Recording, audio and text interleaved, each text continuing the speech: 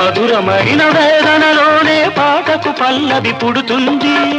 పల్లవించు పడుచుదనం పరుచుకున్న మమతలు చూడు, పల్లవించు పడుచుదనం పరుచుకున్న మమతలు చూడు.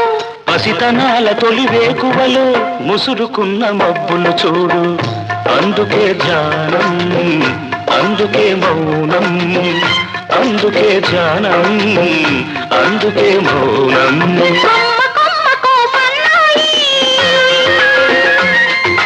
కోటి రాగాలు ఉన్నాయి.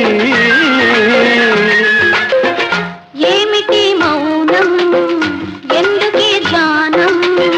మనసులో ధ్యానం, మాటలో మౌనం.